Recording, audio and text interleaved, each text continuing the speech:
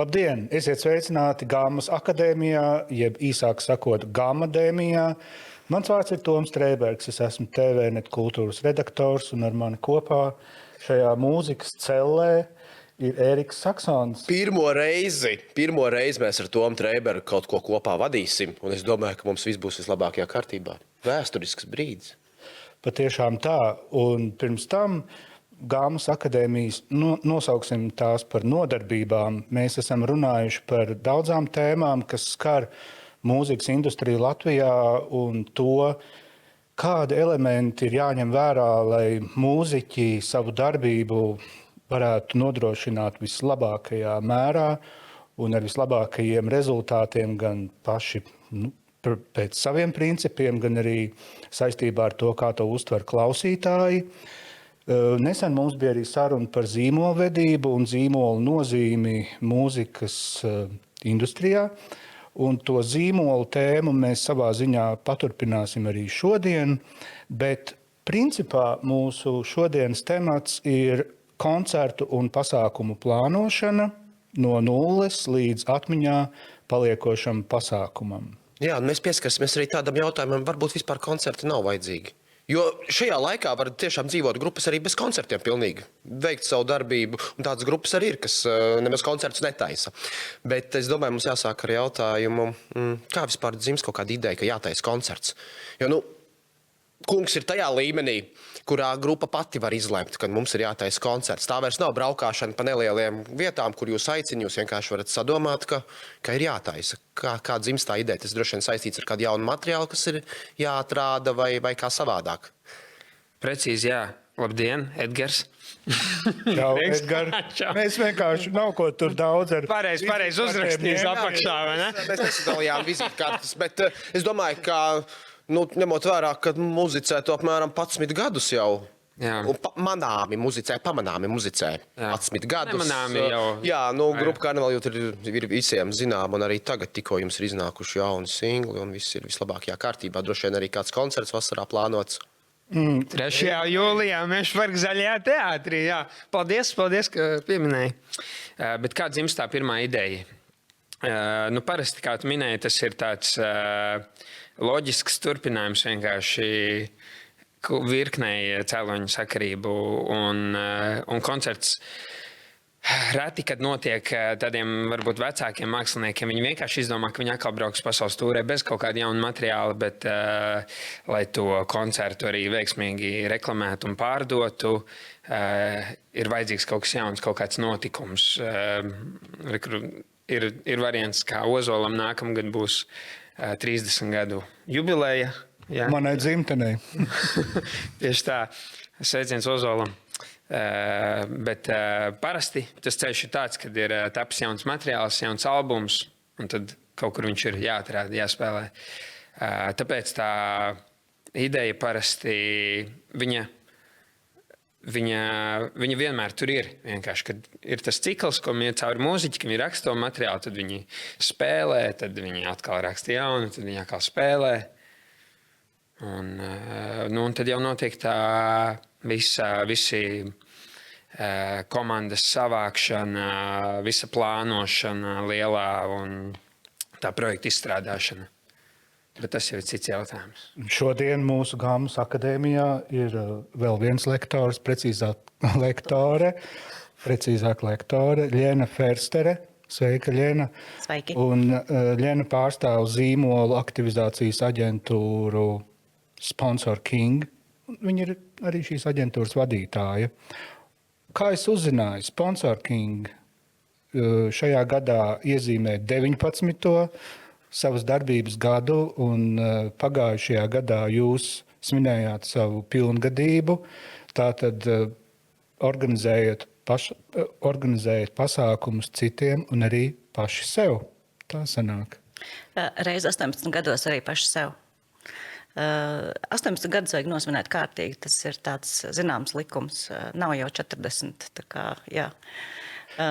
Jā, bet par to pasākumu fenomenu kā tādu, viņiem noteikti, piemēram, katalogs, mēbeļu katalogs, vai ne?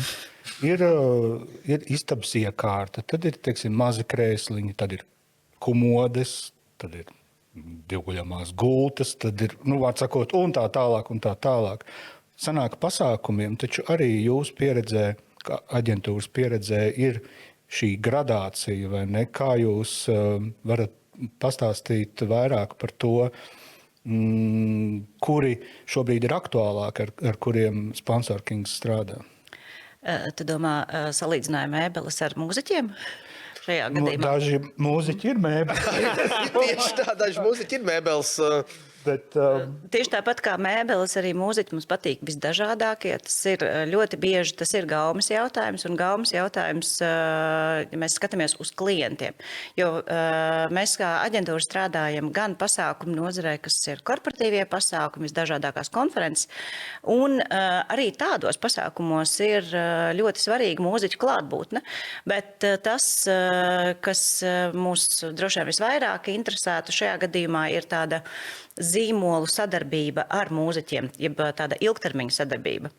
Un ar ilgtermiņa sadarbību tas, ko Edgars jau iesāka, ir tāda interesanta lieta, ka, ja mēs skatāmies uz koncertu kā uz vienu notikumu, kas būs, pieņemsim, nākamgad jums 3. jūnijā, es pareizi dzirdēju?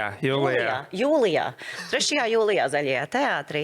Tad mēs savukārt savedot kopā zīmolu un mūziķi nekad neskatāmies uz to, kā zīmolu neinteresē šis viens koncerts vien. Viņu interesē sadarbība ar grupu, kā ilgtermiņa sadarbība. Un te ir mūsu tāds know-how, jau 19. gadu, tas, ko mēs darām. Mēs mēģinam atrast to, kas ir kopīgs zīmolam, jeb konkrētam zīmolam. Es neminēšu šeit tur piemērus, bet tas var būt piens, maize, alus un veikals. Kas ir kopīgs šim zīmolam ar mūziķi? Un vai mēs varam atrast vispār kopīgo? Nevienmēr ir runa par to, ka viņiem ir viena auditorija, bet pilnīgi noteikti viņiem ir jābūt vienādām vērtībām.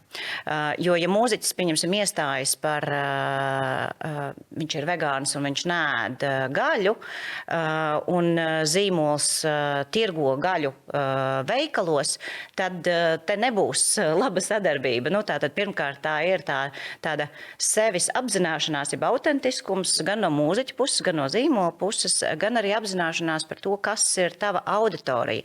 Un mūsdienās ir tā, ka, ja kādreiz es varētu teikt, ka zīmolus ļoti interesē mūziķu auditorija, tāpēc viņi gāja un sadarbojās un to sauc par sponsorēšanu, tad mūsdienās es teiktu, ka sponsorēšana kādā ziņā ir mirusi. Mēs runājam par sadarbībām, jo arī zīmoliem pašiem ir savas auditorijas, viņiem ir sekotāji, viņiem ir savas platformas, kanāli, kā viņi uzrunā šo auditoriju. Un diezgan bieži arī pasaulē ir gadījumi, kad zīmoli un mūziķi sadarbojas ne tikai finansiāli iemeslu dēļ. Es domāju, mūziķi izvēle. Un tas arī jau ir tāds nākamais slānis, kāpēc sadarboties. Un ar Karnevālu šī mums ir otrā pieredze, ne? Kur mēs esam tādu ilgtermiņa sadarbību izveikuši. Man šķiet, ka jā, pirms daudziem gadiem mēs jūs savadām kopā ar saldējumu. Jā. Superviva bija tāds stāsts. Un bija īstenībā arī ar Stockmanu. Stockmans arī, tātad 3 lielas sadarbības, jā. Jūs spēlējāt Stockmanā? Mēs filmējām klipu naktī Stockmanā. Mums bija pa visu sienu plakāts. Mēs bijām... Pa lielo no ārpuses to, jā. Stenders arī, ne? Un Stenders nebija mūsu. Mēs jums bišķiņ palīdzējām tur, bet jā, te ir runa arī laikam par ilgtermiņa sadarbību starp mūziķi un aģentūru, mūziķiem un aģentūru, bet pieminētais Stockman gadījums vispār ir labs, jo Stockmans līdz šim bija tāds... Kluss. Līdz tam laikam viņi tādai somu stilā strādāja, un pēkšņi viņi paziņoja, mēs gribam jauniešus. Un tā kā mēs ar Stockmanu bijām strādājuši, un viņi mūs uzrunāja, ka varbūt jūs mums varat palīdzēt tikt pie šiem jauniešiem, un tad mums, protams, labi zinām jaunieši, pieklājīgi, labi audzināti, populāri. Un tad tālākais bija kopīga kampaņa, un tā kampaņa ilgst vairāk par vienu koncertu. Jā. Un ko mūziķi parasti sagaida no... Viņi atnāk pie jums, ko viņi sagaida, kas tagad notiks? Varbūt Edgars var atbildēt, ko jūs sagaidat. Toreiz, Jo es- piemēram, pie jūsu jau pieminētā lielveikala gadījumā, jūs sākat sadarbību, ko jūs gaidījāt toreiz? Visbiežāk jau... Saki droši, ka naudu, bet... Nē. Tas parasti tas ir atbalsts, lai uzbūvētu kaut ko lielāku. Vai nu izdot albumu, kaut kāda varbūt mārketinga kampaņa, vai uzceltu skatuvi lielu. Jo tas viss tomēr ir diezgan liels risks grupai un uzņēmumam. Un tad, lai tas risks būtu mazliet mazāks, ir forši, ka tev ir kaut kāda jau garantētā bāze, kur var nosakāt cits liels uzņēmums.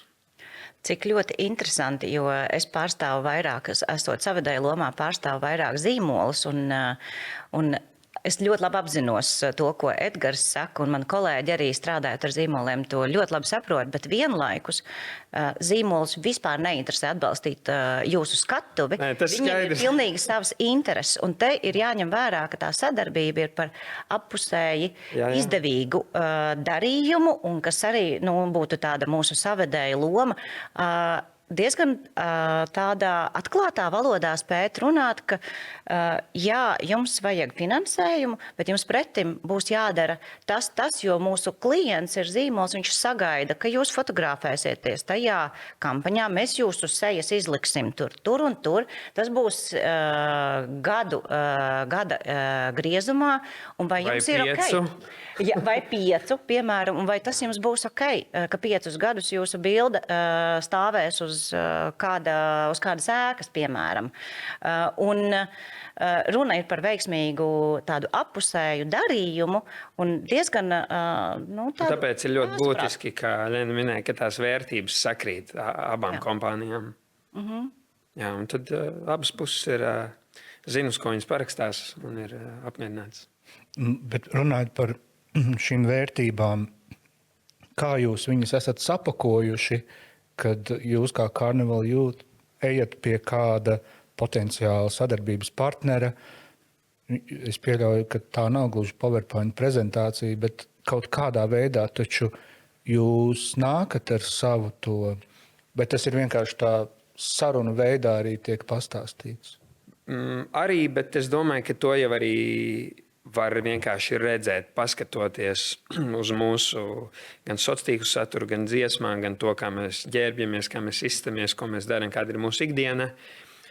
Jo, es varu nosaukt vairāk, kaut vai jau pieminētais Ozols vai citi žanri, Miks Galvanovskis, Helvijs Fiņķis.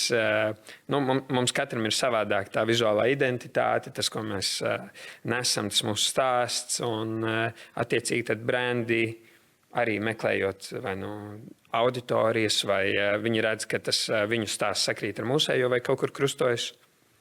Un tad arī mēs satiekamies. Nākamā satikšanās tad ir vasarā lielā. Pareizi. 3. jūlijā. Ļoti ģeniāli tika izziņota, ja nekļūdos. Tas bija tieši kā nospēlēts tika festivāls. Pozitīvs? Jā. Tā uz ekrāna parādījās liels QR kods, kur uzreiz cilvēki pat nebija vēl paspējuši aizgriezties, lai dotos pēc limonādēm vai ko. Viņi tur jau uz festivālos iegādājas. QR kods saskarēja. Tur jau uzreiz bija jau pirmie pirkumi un viss kā nākas. Bet kas tajos pasākumos cilvēkiem svarīgākais? Mums katram noteikti kas cits. Vienam tā ir mūzika, vienam tā ir kopēja atmosfēra, vienam tie varbūt ir ēdinātāji un dzirdītāji. Vai video noformējums. Vai vizuālais noformējums, jā. Par koncertiem, kā ir novērots? Individuāli droši vien. Jā, bet nav kāda kopēja novērojuma. Tāpat kā restorānā ir svarīgi arī toalete, vai ne? Tad arī vai fonds ēdienkartē, arī koncertā. Visas detaļas ir būtiskas, kam pievērst uzmanību. Mēs ar grupu daudz domājam par to, kā tas izskatīsies, kāda būs tā koncerta dramaturģija, kā tas skanēs. Tas ir tas, kas mūziķiem dod vislielāko drošības sajūtu. Ja tu pats nerīko koncertu, bet aizbrauc kaut kur spēlēt koncertu, tu ņem savu skaņotāju, jo tu vienkārši zini, ka auditorija dzirdēs tā, kā tu esi iecerējis to. Es varu papildināt, ka no pasākuma pieredzes savukārt mēs kā aģentūra strādājam, protams, gan uz festivāliem, maratoniem, gan paši organizējam pasākumus. Un viena no būtiskākajām lietām, pirms mēs viņu esam jau tur un uzbūvējam, mēs ārkārtīgi iedziļinamies tajā, ko apmeklētājs vai viesis sajutīs, kāds būs viņa ceļš, lai viņš nonāktu pie skatuves. Tas, ko teicu par dramaturģiju, būtībā tā ir kaut kādā ziņā arī pasākumu uzbūves dramaturģija, gan kur atradīsies labierīcības, un vai viņš pamanīs tas cilvēks, kur ir labierīcības, vai kurā brīdī būs pārsteigums, tas vairāk ir no radošās puses pārsteigums, kas atkal pacels vai ļaus nedaudz sazemēties, bet tieši tā doma tāda, tā kā iekāpšana apmeklētāju kurpēs ir ārkārtīgi būtiska arī no mūziķu viedokļa. Nevis es vienkārši atbraucu un nospēlēju, bet domāju par savu auditoriju. Un to, es domāju, ka auditorija to ļoti labi var just. Tāda pietuvošanās postdramatiskiem teātrim, atkāpjoties no parastā teātra. Mēs nevaram skatīties tikai uz proscēniju, bet mēs jau esam pieredzējuši iekšā kopš ierašanās brīža. Es ceru, ka Dāvis Sīmanis dzird, kādi ir Latvijas Kultūras akadēmijas absolventi, un viņš lepojas ar padarīto, jo, lūk, Gammas akadēmijā es nebiju gaidījis izdzirdēt vārdus postdramatiskais teātris. Jā, es saprotu, ka jūs palikāt nedaudz šokēts, jo vispār šajā raidierakstā, ja ko tādu varētu sagaidīt tikai no jums to tieši. Bet runājot vēl par koncertu darbību un pasākumu plānošanu, mums visiem kopīgi bija viens milzīgs izaicinājums, un tā bija Covid pandēmija, kas daudz ko izmainīja arī šajā jomā. Padalieties, lūdzu, katrs ar savu pieredzi. Kā mums te staigā viss. Padalieties, lūdzu, ar savu pieredzi, cik kādus tos tvaika lokomotīvus spēkus jums vajadzēja, lai atgrieztu klausītājus pie sevis dzīvajos koncertos? Tu par savu grupu stāstīs vai sāku? Es tev sakošu. Interesanti. Tas pandēmijas laiks bija, jo mēs to laiku izmantojām diezgan optimāli, sarakstot kino mūzikas programmu Nevis Kuku, kas ļoti veiksmīgi aizgāja tautās, un mēs pandēmijas laikā nospēlējām, man liekas, visvairāk koncertus kā jebkad. Kaut kā tā salikās. Bija tāds viens brīdis, kad nevarēja tos koncertus spēlēt. Tad bija tādi interesanti koncertu formāti, kā tie online koncerti, kas ir diezgan tāda AI pieredze kaut kādā ziņā. Es tagad domāju, nav nekāds feedbacks vispār no skatītājiem, man liekas, spēlējot, jo pēc dziesmas ir pilnīgs klusums, tad kaut ko varbūt pasaki, labi, lai tālāk. Bet tas, kas bija jāpārtrauc, bija braukšana uz ārzemēm, kaut kāda internacionālā karjera un tūrēšana. Tāpēc arī bija tas Nevis Kuku un koncentrēšanās uz Latviju. Un tā, ka viss bija atkal vaļā, tad jau, man liekas, bija tā kā šampanieti atšaut, jo viss nebija sakrājuši, viss tā bija nogribējušies pēc tiem dzīviem koncertiem, ka visi jau tomēr skrēja uz viņiem. Bet nav tā, ka pēc pandēmijas cilvēki krietni kūtrāk pirka biļetes, jo viņiem bija tā pieredze, ka mēs nopērkam biļeti un tad pasākums tiek atcelts un tad kaut kāda naudas atgriešana, kaut kas jāgaida. Man liekas, ka tas gan pamainījās. Ir pamainījies, jā. Biļetes pērk daudz vēlāk tagad. Jā. Uz koncertiem pēdējā brīdī pērk biļetes, jā. Tāda izmaiņa tirgū. Kopumā dati liecina par to, ka latviešu mūziķi ir ārkārtīgi pieprasīti un lielākai daļai labi izdodas pārdot savus koncertus. Bet, protams, tas pēdējais brīdis ir tas, kas ir tas riskantais. Un to, diemžēl, piedzīvo visi arī gan festivāli, gan mūziķi paši rīkotie koncerti. Un ja gadījumā nesaiet, es lietošu šādu apzīmējumu pēdējā brīdī, tad ir bēdīgi. Tad ir bēdīgi, jā. Tad pāris gadi ir bēdīgi. Labi, pāris gadi ir bēdīgi tieši tā. Bet tas jau gan mūziķim bēdīgi, gan arī festivāliem tā ir gadījies, neko darīt. Viena lieta, ko es gribēju piebilst, piedod, ka es pārtraucu par to Covidu, man liekas, viena no lietām, kas ir tāda mācība, kas ir vispār radošai nozarei, ir par to, kā mēs attiecamies pret savu finansiālo situāciju un nodokļu maksāšanu un izprotam, kāpēc pēkšņi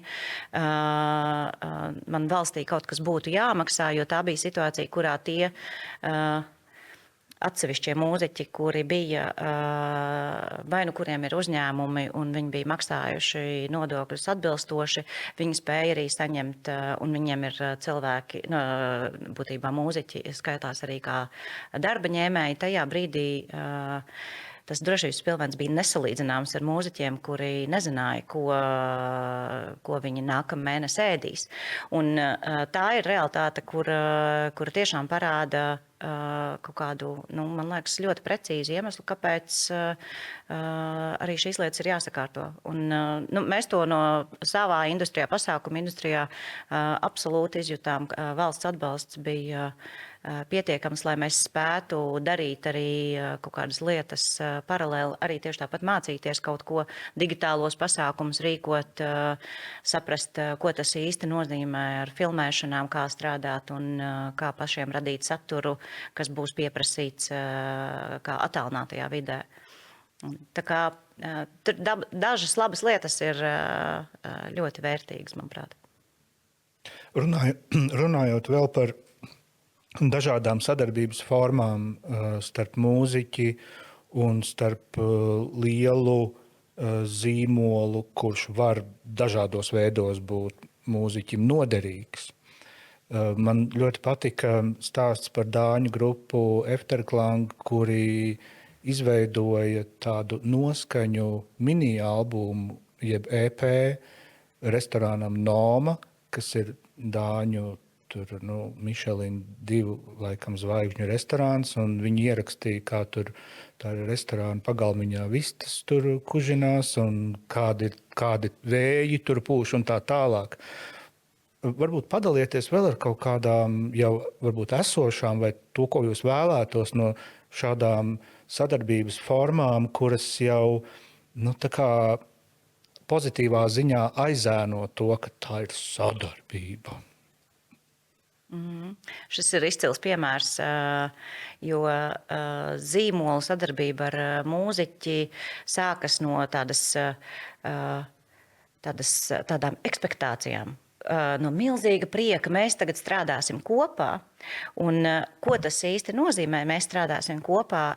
Ļoti bieži mēs aizējam tādā, viens mūziķi ir gatavi izvietot savā koncerta reklāmas kampaņā logotipu, bet tas ir tas, ko zīmola sagaida vismazāk šobrīd. Tas ir tik ļoti standartizēts, bet viņi labprāt sagaida interesantas un nebijušas idejas, kuras varētu organizēt kopā, sarīkot kaut ko šādu, kaut piemini.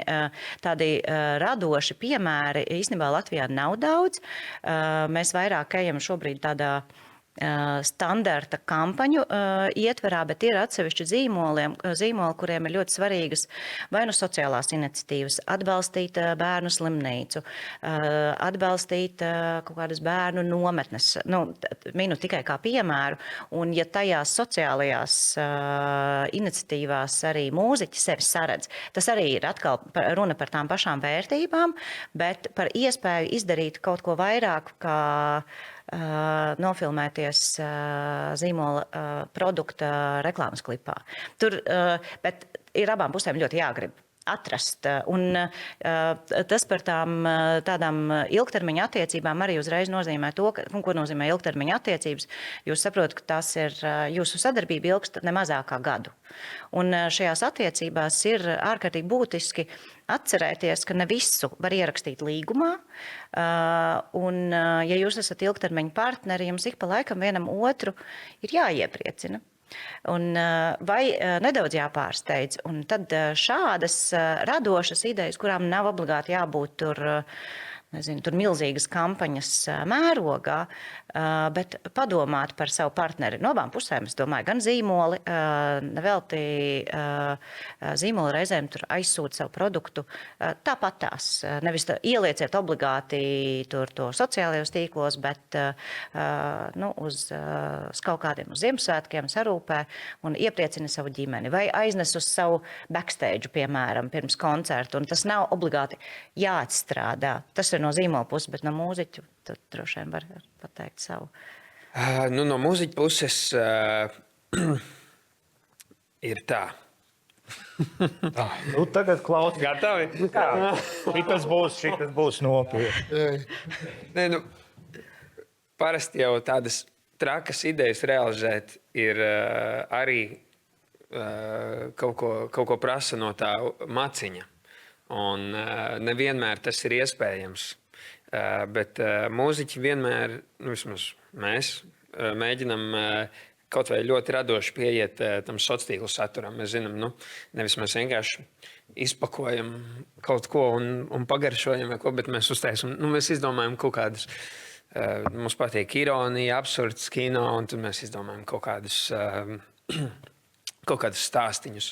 Tagad, man liekas, vispār tā kā aug tas trends izfilmās, iepiet iekšā kaut kādus. Šodien vienu labu džinsu reklāmu redzēju. Es tev varu pateikt ļoti reāli piemēru, kur šobrīd mēs esam sadarbībā kopā ar Carnival Youth un zīmolu Selga, kas mums visiem ir mīļš. Un te ir ārkārtīgi brīnišķīga sadarbība. Es teiktu, tā ir tāda radošuma kvintesence, kur mēs pazūdam principā priekā, jo grupa esot izglītoti gan Kultūras akadēmija, gan jūsu vispār kino, es teiktu, tā ir arī interesi dabiskā un kaut kādā ziņā arī profesija, ko jūs varat ielikt šajā sadarbībā. Mēs rosinam, nāciet ar idejām, un grupa ir ļoti atvērta paši nākt ar idejām, kā izstāstīt stāstu. Un tas ļoti jauki, ka arī klients dod to brīvo vaļu un ļauj tā kā mums eksperimentēt. Kā tad beigās izvērtēt, vai tā sadarbība ir izdevusies vai nav? Gan no grupas puses, gan no, piemēram, koncerta pasākuma organizatora, jo ne jau tas tik vienkārši, ka izpārdot kādu koncertu zāli, izpārdevām visas biļetes, pasākums izdevies. Tik vienkārši droši vien tas nav. Nav gan vienkārši. Bet kā tad izvērtēt, vai tā sadarbība ir izdevusies vai nav? Te no tāda korporatīvās pasaules ir ļoti vienkārši. Mēs pirms uzsākt sadarbību mums būtu vēlams, lai abas puses ir definējuši, kā mēs izvērtēsim, ka sadarbība ir izdevusies. Vai mums būs noteikts skatījumu skaits sociālajos tīklos, vai mums būs vēl kādi izmērāmi rezultāti, vai mēs būsim izdalījuši produktu grupas koncertos tik daudz un tik daudz. Šie ir fakti, kurus mēs varam uzskaitīt, bet īstenībā sadarbība būs izdevusies tādā, es teiktu, vairāk emocionālā līmenī, jo, ja zīmola pārstāvji ir priecīgi par šo sadarbību un saka, viņi ir ārkārtīgi pateicīgi par to, ka šo gadu mēs esam pavadījuši kopā. Par to, vai mēs turpināsim, tas ir cits stāsts, bet emocijas šajā pasaulē ir tas, ko joprojām mēs turam tādu svētu. Beigās emocijas un prieks ir tas galvenais. Ja? Gala beigās. Kā jums? Kā koncertos, ja? Arī un mūsu sezonālajos svētkos. Edgar, vai tev ir kāda piebilde par to, kas liecina par šīs sadarbības veiksmīgumu? Tas ir svarīgi, ka sākumā, uzsākot sadarbību, viss ir atrunāts. Tā kā viss ir definēts un pierakstīts, un abas puses zina, uz ko viņas parakstās, un ka mūziķim paliek kaut kāds, ļoti primitīvs piemērs, bet, piemēram, ja ir fotosesija, kas ies uz veikala sienas vai stenda, tad grupai būs kaut kāds inputs, ka viņi var izvēlēties, arī kura tad tā bilde ir un kopīgi nonāk pie tās, kaut vai tādas mazas lietiņas. Un dabūt arī pārējās no sesijas, kuras pēc tam izmantot savām vajadzībām. Jā. Tās ir tādas cieņpilnas attiecības appusēji, apzinoties, ka nevienu šeit nepērk vairs sen. Cienot vienam otru, novērtējot kaut kādā ziņā, mēs turpinam uzticības pilnas attiecības. Un parasti jau satiekoties arī ar klientu, skaties to cilvēcisko kontaktu jau telpā uzreiz, un ja viņš ir labs, tad parasti tā sadarbība ir forša. Un ja viņš ir slikts, tad neforša. Tad varbūt, ka viņa nesanāk. Jā. Un pats pēdējais jautājums.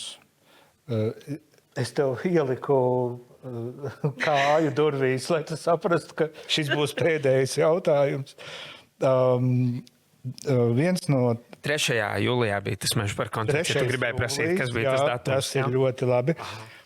Te ir šāds vēl aspekts par to, kas ir svarīgākais, lai koncertu apmeklētāji atgrieztos uz koncertu arī nākamreiz. Un es pat varu bišķiņu pateikt priekšā, un tad tu vēl kaut ko pieliec no sevis klāt, un Lēna arī, jo tu pieminēji sociālo saturu, un, manuprāt, veselības dažādu veselības literatūrā tiek teikts, ka alkohols ir sociālais lubrikants, bet, manuprāt, šobrīd sociālie tīkli ir sociālais lubrikants, kurš mūs salipina kaut kādā ziņā kopā. Ja tu piekrīti tam, un tad liec vēl kaut ko klāt. Kas ir nepieciešams, kāpēc, lai es atgrieztos koncertā kādā? Tā kā jau mēs minējām, ka ir tie visi elementi, pa kuriem jādomā, un ja tā pieredze būs iespaidīga, un tas laika noilgums arī būs gana liels, tad jau tu atgriezīsies. Un arī sociālos jau tā kampaņa liecinās par to, ka tur būs grandiozi. Tad es atgriezīšos. Lēna? Man šķiet, ka ir labi mūziķiem apzināties, ka viņiem ir sava auditorija, ka viņi zina, kas ir viņu auditorija un spēt viņus uzrunāt caur sociāliem tīkliem. Tā, lai es saprastu, ka, ja es esmu bijusi kaut reizi karnevalā jūsu koncertā, ka es gribu uz šo noteikti aiziet, jo un sociālā tīkli man ir iepriekš pateikuši, kāpēc es tur gribu nonākt. Jo kaut kādā ziņā tās arī ir attiecības starp auditoriju un mūziķiem, un visdrīzāk viņas ir ne vienas dienas attiecības. Un tiem, kas tev patīk, tu gribi sekot mazliet vairāk nekā tikai caur sociāliem tīkliem. Tur tā klātienes efekts ir ārkārtīgi būtisks, bet jā, tas labi miksējas kopā, man šķiet. Paldies par laiku, kuru jūs veltījāt Gammas akadēmijai. Lēna Ferstere no aģentūras sponsor King un Edgars Kaupers Carnival Youth. Tagad tu vari vēlreiz to 3. datumu pieminēt, 3. jūliju. Bet mums ir jātiekās vēl agrāk, pirms 3. jūlija, jo 5. martā Xiaomi arēnā mums ir jāpaskatās uz visu gadu mūzikā. Es ceru visiem kopā, vai ne?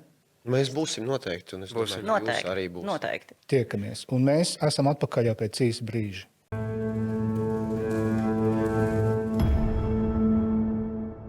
Un te kā mūsu, kā bija tas saīsinājums, kā jūs Trebērkungs teica? Gammadēmija. Gammadēmijā ir pierasts, ir notikusi nomaiņas studijā, un pie mums atvara dziedātāja, dziesmu autoru, droši vien arī menedžere un sociālo tīklu apkalpotāja Savodu viss. Digitālā satura veidotāja. Menedžeri es neesmu, bet... Sava menedžeri arī neesi, jā? Biju, bet jau vairs ne. Bet menedžeri, kas joprojām ir menedžeri, Linda Aboliņa, un ne tikai menedžeri grupa, Sadenlaita menedžeri, vēl kāda menedžera grupu? Nē. Un festivāls. Kuldīgs piano. Jā, festivāls, klavermūzikas festivāls. Vēl kāds festivāls, jo, manuprāt, es tev vārdu ļoti daudz kur redzu, un man varētu būt, liekas, ka tu menedžeri tur 1, 2, 3, bet var... Vēsturiski viss kaut kas ir bijis, bet pagaidām šādi. Pagaidām, manuprāt, veiksmīgi. Tikko jūs aizvedījāt grandiozu koncertu arēnā Rīga, kas... Paldies. Kādā arēnā? Jaunais nosaukums? Xiaomi. Jā, tiešām tur visi, kas bija priecīgi. Es skatījos gan bildes, gan video, un arī jūs, manuprāt, esat priecīgi. Un arī Atvera aizvadīja foršu koncertu. Varbūt nedaudz mazāk cilvēkiem, bet arī tur viss bija pilns un visi bija priecīgi. Es aizvadīju 21 koncertu. Jā, es par to noslēdzošo, es domāju. Tu domā to Debijas albumiņu, kur prezentē? Jā, bija pilns, jā, forši. Sveiciens! Turpināsim par tiem pasākumiem. Kas jums ir svarīgākais, lai pasākums būtu izdevies? Man laikam svarīgākais ir tā labi sagatavoties, kārtīgi izplānot, izdomāt kaut kādas nianses, paredzēt potenciāli kaut kādas situācijas, kas var atgadīties, un tad, lai tā pasākuma diena jau ir tāda maksimāli mierīgāka, un tas vienkārši gatavs jebkam, kas nāk. Man laikam baigi svarīgi ir tā iekšējā kaut kāda sajūta. Ir forši redzēt, ka tu vari tam cilvēkam aiznest kaut ko, un ka viņš dzīvo līdzi un tā, bet lai viņš dzīvot līdzi, tev pašam jādzīvo līdzi. Tāpēc baigi svarīgi, vai tu uzej uz skatuves ar tādu, apmēram pofīgi nodziedāšu, vai arī tu uzej tomēr ar tādu, vai tu esi gatavs iziet cauri sevi, izlaist cauri sevi to mūziku. Tas ir neskatot, protams, to, ka tu tur viss tās ekstras, un vai tu viņus taisi vizuāli skaistus koncertus, un tā es vairāk par savu to sajūtu. Bet Atvera, ja es nemaldos, tava nokļūšana popularitātes gaismā ir saistāma ar lietotni TikTok, pareizi? Plus mīnus, jā. Plus mīnus. Bet vai tu jūti kaut kā šo pāreju no šīs digitālās vides uz atrašanos publikas priekšā, un kāda tev šī pāreja, ko viņi no tevis prasīja? Man jau liekas, ka baigi ir no svara, vai tev tas nāk dabīgi vai nē. Man nav bijis tā, ka man nepatiktu to darīt, lai man būtu tā pārejas robeža, ka tu no kameras tā kā priekš, tu esi cilvēku priekšā. Tev visi to muzonu jau no bērnības ir gājis līdzi, tur kaut kādas muzikas skolas, tur koncerti, vēl kaut kas. Es nevaru teikt, ka es jūtu baigo pārēju, es varbūt sevi pārbrandoju tīri tā kā socīšu ziņā. Tas bija apzināti, lai cilvēkiem nebūtu tiktokeris no sērijas, bet lai cilvēki tā kā saprot, ka tas virziens jau ir mūzika. Bet tā, ka es varētu baigo sajūtu ziņā pateikt, ka kaut kas ir tāds milzīgs noticis un man ir baigā atšķirība. Atšķirība ir tajā, ka tu konstanti esi tā kā bezmaz šokā uzejot uz tās skatos un redzot, ka tev ir tie klausītāji. Es nezinu, vai tas kaut kādā brīdī mainās. Ja tu jau neesi pieredzi pie tā, ja tu, piemēram, uztaisi tur, 10 gadu atpakaļ varēja kaut kādā kafūzī paspēlēt, tur, principā, visi sēdēt, dzēra, ēd un vēl kaut ko, visiem bija pie kreisiem sāniem, vai tu tur dziedi vai nedziedi. Un tagad, kad tu uzeji skatos un saproti, ka tie cilvēki ir atnākuši, lai tevi klausītos, tas mentāli, man liekas, drīzāk ir tāds, ka es nezinu, vai no tā īsti iziet. Ka tu jūties reāli privileģēts, ka tas cilvēks vispār grib tur būt. Tā. Un te droši vien ir arī tēma par to mūsu katra laika vērtību, kas ļoti pārbagātā laikmetā, tā teiksim, ka tā atvēlēšana kaut kur būt klāt. Par to runāja Dzintars Dreibergs pirms filmas tīklā TTT leģendas dzimšana. Viņš teica, tas bija preses seans, un viņš teica, es ļoti novērtēju, ka jūs te esat, jo es zinu, cik ļoti grūti katram vispār ir kaut kur nokļūt. Varbūt jūs varat pakomentēt šo aspektu. To laika vērtību. Tā ir, jo mēs jau kā mūzikas nozares pārstāvi konkurējam pilnīgi ar visu. Man liekas, tīpaši tā kā Covid laikā mēs to tā sākām izjust konkurenci ar Netflixu, piemēram, mājās, kas ir ērtāk, vienkāršāk. Tā ir liela māksla parādīt cilvēkam un iedot pietiekam lielu iemeslu saņemties, iziet kaut kur. Un ieplānot, to. Jā, galvenais, man liekas, ieplānot, jo tas ir lielākais. Vismaz manā pasaulē tas ir bijis tas, ka tu saproti, ka tam cilvēkam ir laicīgi jānopērk biļete, laicīgi jāsaprot, kur viņš tur dosies, nedosies un tā tālāk. Un tas ir tāds ļoti, man īstenībā tieši arī interesē ar tām biļešu saistībā. Nu, piemēram, es kādreiz nebiju pat aizdomājusies par to, ka tev kā mūziķim ir tur bezmaz pusgadu iepriekš, ja tu izziņo tur koncertu vai vienalga ko, piemēram, tāds arēnas, parasti tur vispār gadu, man liekas, iepriekš izziņo. Un tev tur jāvaktē visu laiku līdzi, cik tev vai dienā, vai mēnesī, vai nedēļā, vai cik tā kā biļetes iet, lai tu saprastu, vai tu vispār vari atpelnīt, vai tur, nu, tā kā visas tās detaļas, vai ne.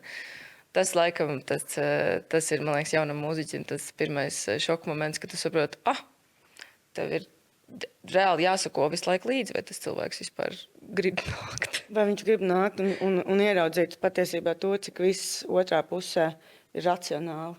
Jā.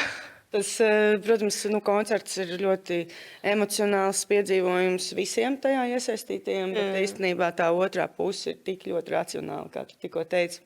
Es nebiju par to vispār aizdomājusies. Jaunam mūziķim tas ir tāds atklājums, ka tur ir ļoti datu analīze kaut kā. Tā kā matemātika. Jā, tā ir. Kad, Lindi, jūs sākāt ar Sadelaiti sadarboties? Pirms 5,5 gadiem, pirms nepilniem 6. Toreiz viņi jau bija šo to jau izdarījuši, Jā. bet viņi joprojām bija, varētu teikt, tāda jaunā grupa. Nu jā, daudz kas bija izdarīts jau pirms manas ēras. Viņam bija pirmā Supernova bijusi veiksmīgi 2018. gadā, kas bija laikam tāds kā lielākais tāds sākums grupai ar dziesmu Just Fine, kas sasniedz necerētus panākumus un prāti vētras tūras iesiltīšana un koncertēšana un viss kaut kas jau bija izdarīts pirms manis. Tā kā grupa mani ļoti mērķtiecīgi uzrunāja, saredzot potenciālu kaut kādu mērķu sasniegšanā, strādājot kopā. Tā kā, jā. Jo es atceros savu sastapšanos ar šo grupu. Tas bija tad, kad iznāca tāda kompozīcija Priekšpilsētas valstis. Viņi to bija izpildījuši jauno grupu konkursā pirmajā ģimnāzijā, kur arī mūsu iepriekšējo epizožu viesis, cienījamais Guntar Račkungs, bija klāt žūrijā. Tas bija tik sen. Tas bija vēl pirms tās Supernovas. Tas bija ļoti sen, tad jau viņi daudz ko bija sastrādājuši līdz jūsu sadarbības sākumam, un tagad, kur tālāk? Nē, nopietni arēnas. Nē, skaties, tu jau var tādu jautājumu uzdod. Jo ir tikai viena vieta, kur doties tālāk. Koncerta vieta. Jā. Un Meža parka estrāde, protams. Laiks rādīs. Jā, mums bija ļoti veiksmīgi noslēdzās mūsu projekts arēnā. Tagad ir izsludināti vēl šova turpinājums. Divas reizes atkārtosies šovs Valmierā un Liepājā. Tā kā, jā. Tad jau tālāk skatīsimies, kur virzīsies kurss.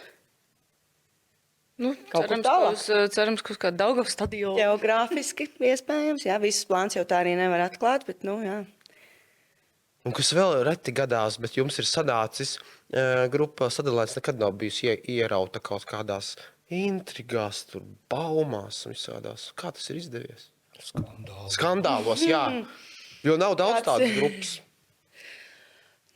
Es nezinu, mēs ļoti apzināti darām to, ko mēs darām, ar skaidru vīziju, kāpēc mēs to darām, ar tādu nodefinētu saturisko ievirzi, ko gribās pateikt vispār ar to darbību kopumā. Un, laikam tas nav tik interesanti varbūt tādiem dzeltenākiem mēdījiem. Es domāju, ka baigi no svara arī ir tas, ka puiši paši, cik es zinu, ir tādi salīdzinoši miermīlīgi, ne? Protams, jā. Jo es vispār neesmu miermīlīga, un es varu sadarēt, ka man vēl 5 reizes atcels. Tā kā, baigi no svara ir, vai tu esi tāds cilvēks, kas saka to, ko tu domā, vai tu citreiz vari paklusēt. Tas baigais pluss, ja tu vari tiešām paklusēt uz kaut ko, ko iespējams tev nevajag atbildēt.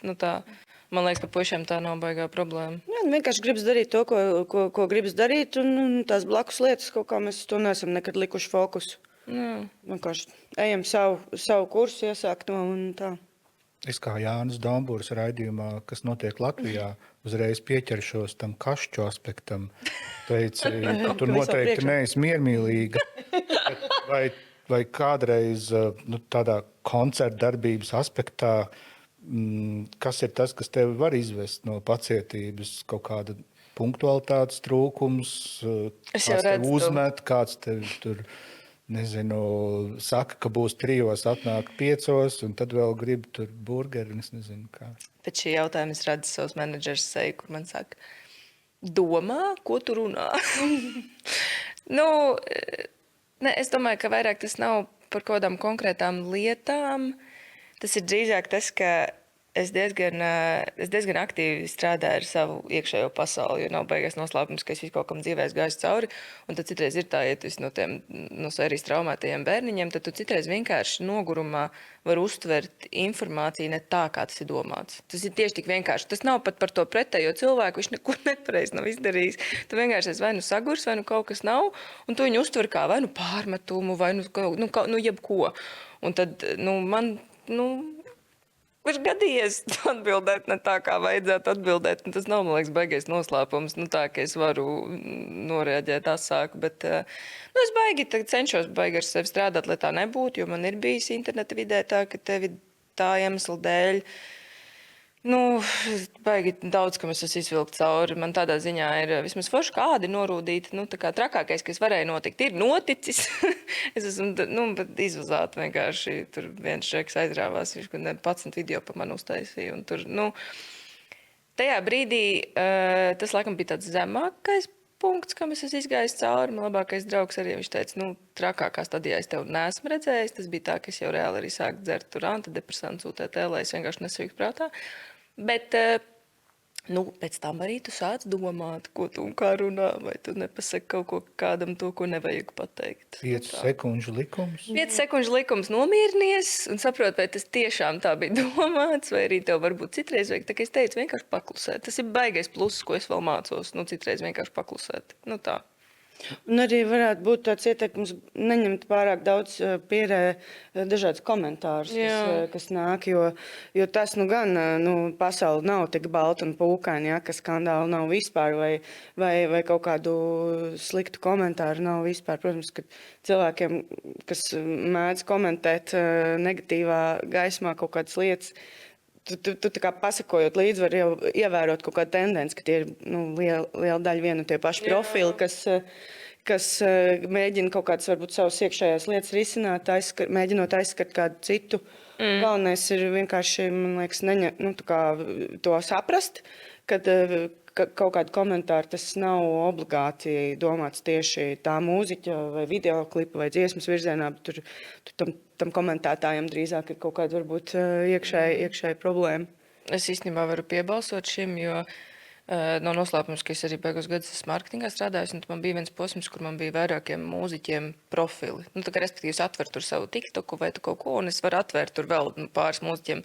Un tur bija smieklīgi, ka bija tie, identiski vieni tie paši, tur 3, 4, 5 konti, kur pilnīgi visiem ierakstīs kaut kādu, savu vemekli, cik briesmīgi, cik neglīti, cik tur slikti skan vai kaut kas. Tā kā tā arī reāli ir, ka tie ir tie pāris cilvēki, kas vienkārši savu žulti izvēmi internetā. Bet, sākotnēji, jo tu to nezini, es arī sākotnēji to nezināju. Man tas ir tāds jauns kaut kas, un tad sākumā tev ir tā, ka, tu it kā citiem saproti, ko nozīmē pēc PR pareizi reaģēt uz sevi, uz emocijām. Vienkārši PR izkrīt ārā no galvas. Mēkšņi aizmirst, ka tev ir jārēģē pareizi. Un tev ir tāds, panāc šurp. Un tas tāds, jā. Nē, viss jau labi tagad ir. Kā saka, dzīve, rūda, iemāca un tā tālāk. Bet, ir bijis, jā, ir. Es mūsu sarunas sākumā pieminēju, ka mūziķis, dziesmu autori un menedžeri, bet tu mani laboji, ka tu vairs neesi savu menedžeri, pareizi. Kurā brīdī tu saprati, ka viss vairāk tu nevari visu pavilkt, jo zināšanas gan mārketingā, gan menedžmentā tev ir pilnīgi pietiekams, lai to varētu it kā idejiski darīt. Bet kurā brīdī tu saprati, ka ir jāpiesaista kāds no malas? Tā bija vasara. Šī vasara tā organiski sanāca, jo Madara Kļaviņa, kas ir man menedžeri, viņa ir super foršs cilvēks. Mēs jau iepriekš ar kaut kādiem citiem projektiem bijām sastrādājušās, un mēs tur ar klientiem saistībā un tā. Un tad tā dabīgi arī aizgājis to, ka mēs sapratām, ka viņi arī man mūziku var paņemt, jo es vienkārši fiziski vairs netiku galā. Un tad mums bija tas pirmais koncerts, kas bija tas maijs, kur es uztaisīju. Un pēc tiem video, kas viņi vienkārši ļoti veiksmīgi aizgāja no tā koncerta, kur es dziedāju un vēl. Un tur vienkārši tā, ka es nesapratu, kam man kas jāatbild, jo man liekas, ka ļoti daudz cilvēku pat neaizdomājās tīpaši mūziķu sākuma posmā, ka tev ir ar katru to pašvaldību, kultūras namu, vēl tev ir jākomunicē no A līdz Ž, jāsaprot, kas viņam ir, kas viņam nav, vai viņam ir skaņa, vai viņam ir sērijas apratūra, viss. Un tā komunikācijas puse ir vienkārši ilga un čakarīga, un tev vienkārši beigās, nervi ir tik, cik viņi ir, un iespēja atbildēt ir tik, cik viņi ir. Tā, un tur katram savā pusē, un ir forši, ja paveicās, ka tur pretī ir sakrīgs cilvēks, kas tev bezmaz vienā tekstā atsūtīs, hei, mums ir tas, mēs no tevis gribam to, mēs tev maksāsim, piemēram, honorāru. Viss skaidrs, tev viss ir atbildēts, bet tā ir 2% no 100, ja. Un tad, un tad vasarā, kad bija tas viens tā kā rāviens, ka es sapratu, ka man no visām Latvijas pusēm tā kā prasa, atbrauc pie mums, Tas tā kaut kā automātiski vasaras vidū aizgāja pie Madaras, jo tas nav, ja tev nāk tik daudz tās ziņas, tu nevari. Tas pat nav par to, ka tev nāk 100. Tev pat pietiek ar 7. Tu vairs netiec galā ar tiem 7, lai izskaidrotu katram, kas ko kā, vēl plus darbs fonā. Tāpēc. Es zinu, ir, kas var sevi menedžēt. Man šeit, ja es nemaldos, man arī Samanta stāstīja, ka viņa pati, tā kā menedžē sevi un tā, bet tas, ja godīgi bišķiņ arī abrīnoju. Tad var jau būt, ka es vienkārši pati par daudz apņēmusies, varbūt, ka man par daudz darbu ir vai fiziskās lietas, ko darīt. Tā var gadīties, bet es savā kontekstā es neredzu, kā es varētu vēl visu to komunikācijas daļu ņemt. Tas nav reāli. Jā, jo tev kā māksliniekam ir jādomā par to, kā tu performē uz skatuves. Tev nevajag galvā visas tās problēmas, nosauksim tā par problēmām, kas ir saistītas ar to koncertu vai pasākumu noorganizēšanu. Vai tur kaut kādas tehniskās ķibeles. Tev tas nav jāzina, tev ir jāperformē, tev jādod enerģiju cilvēkiem, un tāpēc jau tās lomas pasaulē ir izdomāts atdalīt. Bet es arī piekrītu, es daudz braukājusi uz dažādām mūzikas konferencēm, un šur tur arī pat uzstājusies par tēmām, piedalīsies diskusijās par tēmām, kurā brīdī mūziķim ir vajadzīgs menedžers un vai mūziķim vispār ir vajadzīgs menedžers. Man liekas, tas, ko tu izstāstīji par savu gadījumu, es esmu tieši šādas pieejas piekritēju, ka tev bišķi jāsaprot ir pašam, kā notiek lietas, ir jāiegūst kaut kāda sapratni par to, kā tas strādā nozarē, un tad, kad tu piesaisti menedžeri, tu vari to veiksmīgāk, to sadarbību vispār turpināt un saprast, kāda ir menedžera loma, ko tu no viņa sagaidi, un nodefinēt to sadarbību kaut kā konkrētāk, jo, ja jauni mūziķi iedomājas, ka tagad uzrakstījuši pāris dziesmas un sākšu strādāt ar menedžeru, kurš visu izdarīs, tad tā sadarbība visticamāk nebūs ilgtspējīga. Tev ir bijuši tādi mūziķi, kas tev jautā, piemēram, vai tu varētu mani menedžēt? Tur, kas nav no baigi lielajiem. Ir. Ko tu parasti atbildi? Jo man nesen īstenībā bija interesanta pieredze, ka man arī pajautāja viens džekiņš, saka, man laikam vajag menedžeru, ko tu vari ieteikt? Un es tā kā redzu to jautājumu, un es vispār nesapratu, ko tu atbildi tajos gadījumos. Dažādi. Es parasti cenšos satikties arī kaut kādu sarunu, vismaz vienu, izveidot, tā kā pastāstīt, saprast, varbūt ievirzīt kaut kādās sliedēs, kā man liekas, kur vajadzētu tam iet, bet tas ir ļoti atkarīgs no tā konkrētā mūziķa. Bet jā, es vienkārši nespēju, man arī ar vecāku, kad kļūst, sāk apzināties, cik daudz es varu, un es biežāk vienkārši saprotu, ka es nevaru visu. Tev vajag to dārzu, tām vistām. Man vajag to dārzu, to dobīt, un jā. Mēs pirms tam vienkārši smējāmies par tā, ka ir laiks dārziem un vistām. Jā. Tā, kas mums vēl ļoti interesē, kā jums liekas, kas koncerta dienā vairāk satraucies? Tas mākslinieks, kas tūlīt kāps uz savas lielās skatuves, vai tas menedžers, kurš zina, ka viņš zina visu, kas varētu noiet iespējams greizi? Jo visur, arī šeit. Es zinu, ka iespējams tur šī gaisma varētu izzist, varbūt, un man ir pilna galva ar informāciju, kas varētu noiet greizi. Labi, ka vēl izzist.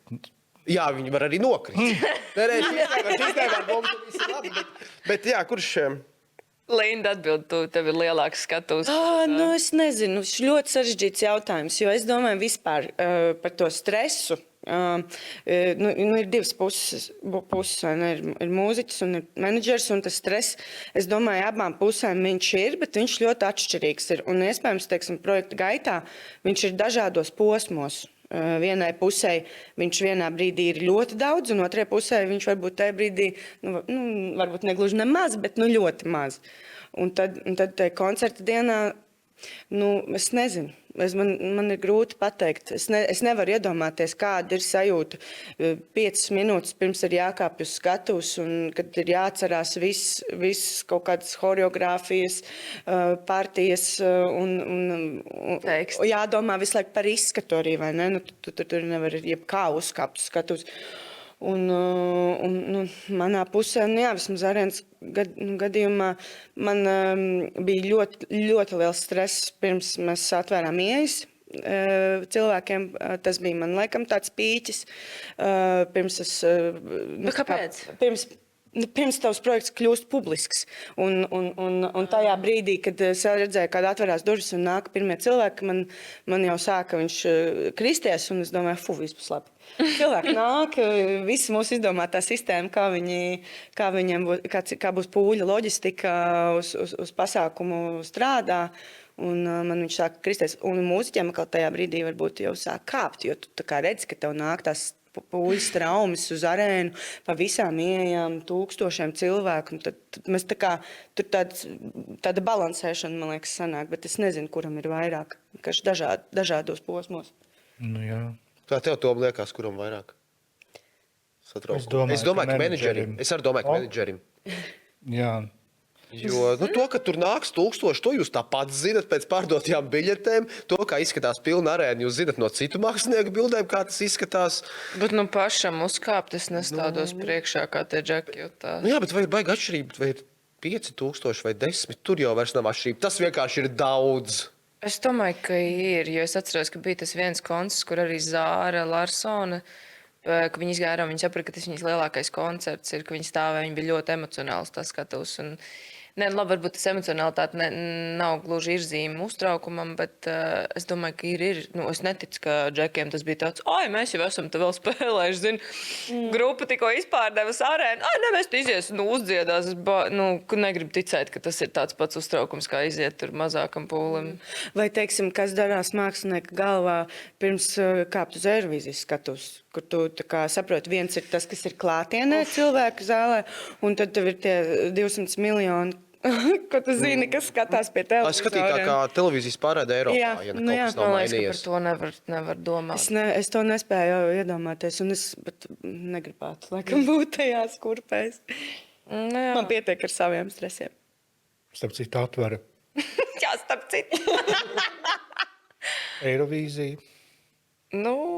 Supernova. Ir interesants tas sajūtas, jā. Man ir, kas man no cilvēkiem ir prasījuši, kā es jūtos, jo nav jau nekāds beigās noslēpums, tu iet Eurovision Worldā pasties tos balsojumus, un man ir, man liekas, 20% pārsvars ar tiem ārzemniekiem. Es teikšu godīgi, ir bišķiņ biks pilns, bet tas jau neko īsti, es sev saku to, ka tas neko īsti nemaina. Tas, kā ārzemniekiem es esmu favorīts, absolūti nenozīmē, ka es latviešiem būšu favorīts. Tas tu nekad nezini, mums cik gadus ir bijuši tā, ka tev ārzemniekiem kaut kāds viens aiziet pāri un aizbrauc vispār kaut kas pilnībā cits. Tā kā es sev vēl nelieku domāt par to, kas notiks, ja notiks, bet es varu, ka es tādu vienkārši atbildīgi par to, ka man jābūt visam tip-top, lai man atbildība no maniem pleciem būtu nost. Lai man, respektīvi, es esmu salikusi maksimāli savu komandu no profesionāļiem, lai man nebūtu pēc tam grūzis sev, ka es kaut ko neizdarīju pietiekami daudz, un tāpēc es neaizbraucu. Un tas ir, un tu vienkārši, man liekas, tajā brīdī arī bišķiņi mazinās stress, jo es noteikti neesmu no cilvēkiem, kas domā, ka tu vari vienkārši statīvi uzkāpt smukā kleitā nodziedāt un tip-top gatavs. Man liekas, tā vispār ir tāda platforma, kur vai tu zini, ko tu gribi pateikt, kā tu gribi pateikt, vai tu esi sagatavojies, un vai tev ir vizuālais. Tas ir tad visi ķekši jāķeksē, tu jau nevari savādāk. Bet, par to uztraukumu, man jau tagad ir stress. Es nestādos priekšā, kāds man būs stress, vienkārši uz supernovas skatos. Kurā dienā tu mums jātur īkšķi? Es nezinu, tu domā, ka mēs zinām? Mums tā kā, man liekas, Bet tā ir speciāli. 2. februāra nedēļa. Nu, tur ir vai nu 2. 1. februāra janvārs, vai nu 7. februārs ir pirmais pusfināls. Ja tevi tas nomierina, mēs būsim šeit, attālināti. Mums šeit būs liels ekrāns. Mēs visa TVRT kultūras nodaļa būs šeit, atbalstīsim tevi. Paldies! Jo tur jau vēl viena lieta gala beigās. Ja tu arī uzvarēsi Supernovā un dosies uz Eirovīziju, tad liela daļa no tavām iecerēm var vienkārši apstāties pie finansējuma. Bieži vien tās ieceres Es Taču esmu pilnīgi Latvijas Nē, bet koncertos Mūzikas taču tā notiek, eksports, kad arī koncertos jūs esat iedomājušies, ka mums tur varētu būt tur ekrāns tāds, tur tas, un tas būtu forši, bet, nu jā, tas maksā tik daudz, ka beigās varbūt mēs neņemsim LED ekrānus, bet varbūt kādu projekciju. Nezini kā, man liekas, ka tas ir tāds baigi šaurs skata punkts. Es absolūti apzinos, ka ļoti bieži mūziķi nedara kaut kādas lietas dēļ finansējumu, bet es pēc savas pieredzes un pēc tā, nu, piemēram, tā darba, ko es ikdienā daru, kas ir ar mārketingu saistībā, naudu var dabūt visam. Un tev ir vienkārši jāmāk to izdarīt, un tur jāiegulda milzīgs darbs, lai dabūtu tos sponsors un visu to, bet man tas liekas muļķīgi apstādināt kaut kādas savas mākslinieciskās ieceres tikai tāpēc, ka tas, redz, maksā tik un tik. Nu, bet tu jau ej uz to, lai iedotu smuku gandarījumu tam cilvēkam. Un tas ir, bet es absolūti saprotu, ka daudz pie tā apstājās, jo viņiem vienkārši nav pieredzes, kā to finansējumu dabūt, kā tikt līdz tam. Es vispār nevienam cilvēkam negribu pārmest. Es saprotu to. Bet ja man, piemēram, pateikt, šo mēs nedarīsim, jo tur vajag tik un tik, man būtu tā klausies, šo mēs darīsim. Un vai nu es atradīšu, vai nu es atradīšu kādu, kas manā vietā atrod to sponsorējumu, bet tas ir tāpat kā pateikt, mēs aizbrauksim Latviju parādīt sūdīgā līmenī, jo mums nepietika nauda. Tu brauc Eiropas priekšā. Ko? Ko? Tu aizbrauc sev parādīt sūdīgi, jo mums nebija nauda. Bet tā taču notiek. Bet ko tu pasaki par Latviju? Mums nav nauda. Jā. Labs temats vispār, jo man liekas, ka tā nauda nav visos gadījumos atbilde.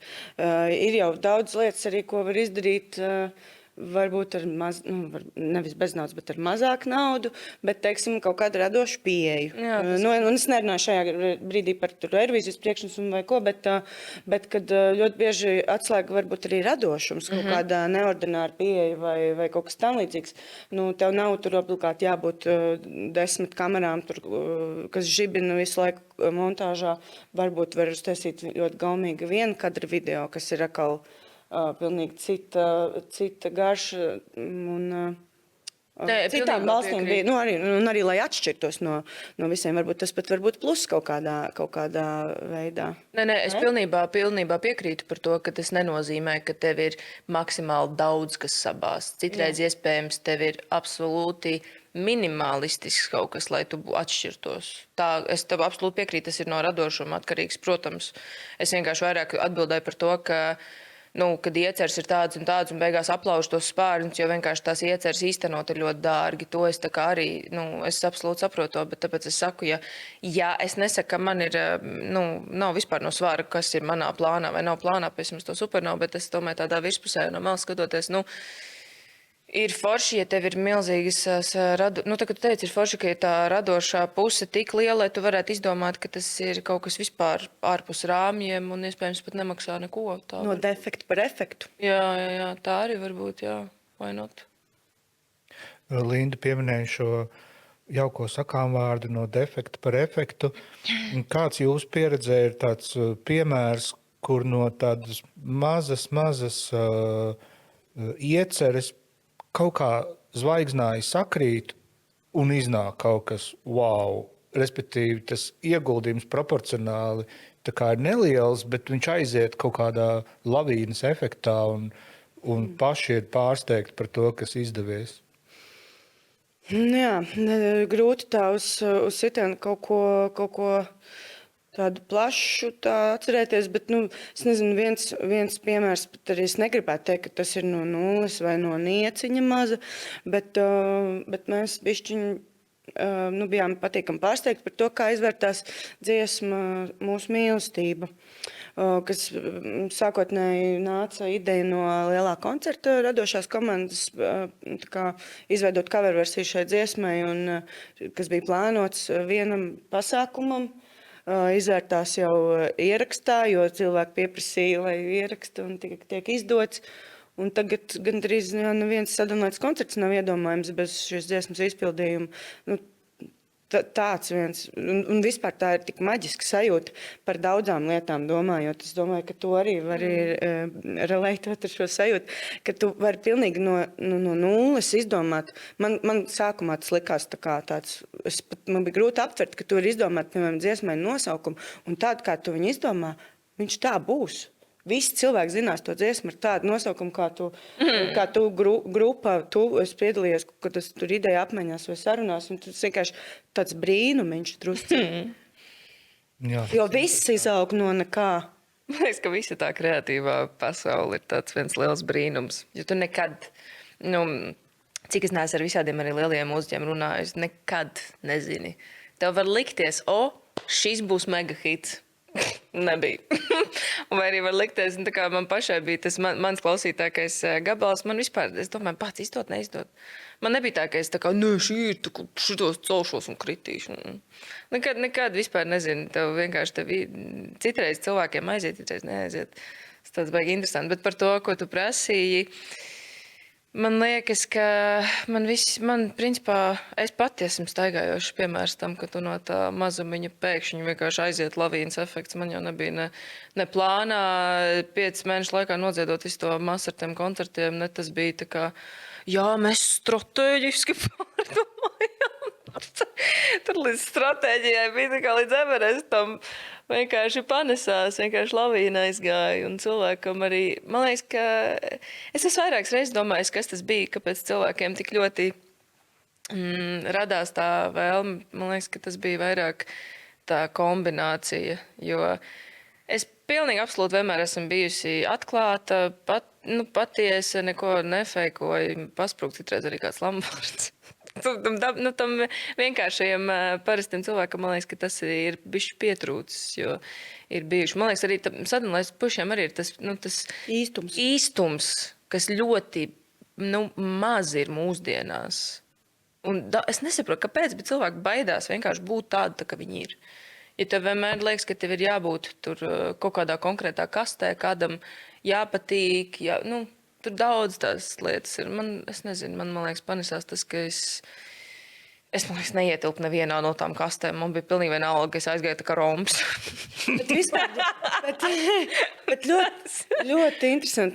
Es vakar tieši runāju arī ar vienu paziņu par to, ka viss, kas notiek, ir kaut kāda atbilde reakcija uz kaut ko, kas ir bijis iepriekš. Mēs tur tā runājam, ka viss tā, teiksim, mode, kas ir ar analogiem filtriem, teiksim, Instagramā, kas ir ienākuši, bet, plašāk arī, domājot, šis tāds kā piemērs, tā jau bija atbilde uz kaut kādiem tur super glamūrīgiem žurnāla filtriem, kas bija modē pirms tam. Līdz ar to, tas, ko tu tagad saki par to īstumu, varbūt, ka tas arī tā cilvēkiem bija vajadzība pēc kaut kā, jo iepriekš varbūt tie mākslinieki vai, es nezinu, pārstāvēja kaut kādas varbūt tādas uzsmukinātas idejas un viss tas gliteri, kā tas izskatījās, viss un pietrūka tāds, jo bija ļoti kaut kāds laiks, kad bija modē, tur super perfekti viss. Tagad tikai nāk. 3 stundas grimā. Jā, tagad nāk tikai tas, kad tu varbūt tāds, kāds tu esi arī neizsmukinoties un to cilvēku varbūt uztur daudz atvērtāk. Bet līdz tam arī, man liekas, aiziet. Jo es jau arī tagad vairs nekur nedziedu bez saviem flitteriem, glitteriem un tā tālāk. Tā kā, protams, tas sākums. Es domāju, to pārnestā nozīmē. Tas, ka tu, Nē, es sapratu, teicu pēc tiem filtriem. Viss, nē, es piekrītu tam, tā ir. Bet, kā lai pasaka, sākotnēji, tu jau arī, man, piemēram, kā bija, es jau nedomāju ne par savu tēlu, ne par kaut kādu to, kā būt, kā nebūt. Tu laika gaitā tu saproti, ok, es gribu izstīties šitā, es gribu izklausīties šitā, es gribu, lai ir tas. Jo sākotnēji es vienkārši biju meitene, kas dzied, un blakus bija džekiņš, kas spēlē ģitāru. Un tas arī, man liekas, cilvēkiem arī patika, ka tev nav tas pat par daudz, vai tas ne. Bet arī, zin kā, visam ir savas auditorijas. Tikpat labi ir cilvēki, kuriem nenormāli patīk roks un, nezinu, tur 10 instrumentus skatos, un tas ir absolūti ok. Man liekas, ka galvenais jau vispār šajā visā ir, vai tev ir sava auditorija un viss. Tur nav svara, vai tu esi pareizs, nepareizs, glamūri, neglamūri. Vienkārši ir tie kaut kādi tie gadījumi, kurš es esmu viens no tiem gadījumiem, kur tur tas lavīniņa panesās vienkārši no tā vienkāršā un parastā. Šo mēs paņemsim sociālīklējumu, šo fragmentu. To lavīniņu. Perfekts, jā. Un tad tāda lavīniņa. Nav svarīgi, vai tu esi pareizs vai nepareizs, bet vai tev ir sava auditorija. Jā. Ne, bet plus-mīnus, jo tā ir. Taču tik dažādi mākslinieki ir. Viņi var sadarēt, ka pusē nepārklājās tā auditorija, jo cilvēkiem patīk, kas patīk. Vienam patīk balādes, vienam metāls. Tas par mums. Mums abiem, jā. Es vairāk uz tām balādēm un Ak tā! alternatīvo. Man patīk šie smiekli. Jā, tie liecina par to, ka mums vajadzētu kaut kādu ātru kopsavilkumu uztaisīt par šodien dzirdēto sociālīklē. Mums jau fragments ir, smiekli arī beidzot skan. Šīs jaukās nots, tad lai jums veicās visiem, jā. Vai tie būtu lieli koncerti kādā sporta laukumā, es atveros stadionā, vai arī kādi.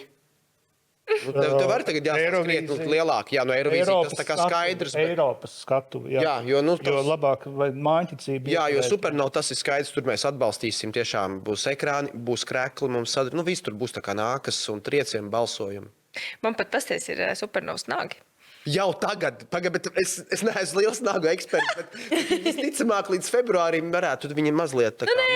Man liekas, ka tev pa dzīvi ir jāiet tādā baigā pateicībā. Man liekas, ka tu nevari vispār pieņemt kā normu visu, jo es tik daudz, kur dzīvē esmu dabūjusi nē un atraidījumus, un arī tādās loģiskās lietās, kur tev liekas, ka tu tā kā pēc tēla un pēc visa sakrīti un atbilsti, un tev pretī pasaka, nē, tu neatbilst mūsu konceptam, jā, nav svarīgi, kur. Un tad es kaut kā tik daudz aplaususies, ka es esmu iemācījusies novērtēt un pateikt paldies, ko tev iedod. Tā, jo man liekas, tas ir vienīgais veids, kā tu vari normāli eksistēt. Un tāpēc arī par to Supernovas es vienkārši pateicīju, ka es vispār esmu tajā 24-niekā iekšā, un es svinu ar Supernovas nogiem, un kurš man to var aizliegt? Super, jā, tas, ko tu teici, tev jābūt pateicīgam par to, kas ir, jo nekas nav pašsaprotams. Jā. Tas nekas nav pašsaprotams dzīvē, un nekas nav pašsaprotams arī pasākumā. Tas viss ir rūpīgi izdomāts, izstrādāts, un es tev pilnīgi piekrītu, ka ir jāņem pretī viss iespējas, kas nāk, jo tas ir kaut kāds sekas uz kaut ko, varbūt iepriekš izdarītu vai izdomātu, vai atbild uz kādu ideju, kas ir bijusi kādreiz pamest gaisā. Es tev pilnīgi Iepriekš režisētas nejaušības. Iepriekš režisētas nejaušības, precīzi. Vārds, tas tik labs teiciens. Šito es nozakšu. Tas 1-1, tā bija godīga maiņa. Jā, godīgi apmaiņa tev bija. Labi, mēs esam apmainījušies un sakām paldies Lindai Āboliņai no Sadenlaids un arī Kuldīgas piano klavieru festivāla. Nākošu gadu gaidām arī? Jā, mums 5. gads būs. Sākam jau gatavoties. Jo līdz šim es uz Kuldīgu braucu tikai pliko skrējiens. Jā. Un tad tagad būs vēl viens iemesls apmeklēt. Jā, droši. Paskrien un tad pie piano. Arī Alva var padzert Kuldīgā ļoti forši. Alkohola lietošana ir kaitīga jūsu veselībai. Tas gan. Un paldies Atverei Paldies, par viņas pieredzi, ar kur viņa dalījās. Paldies arī Ērika. Jā, paldies Tom. Mēs kuģosim tālāk mūzikas jūrā. Tiekamies drīz. Laivu.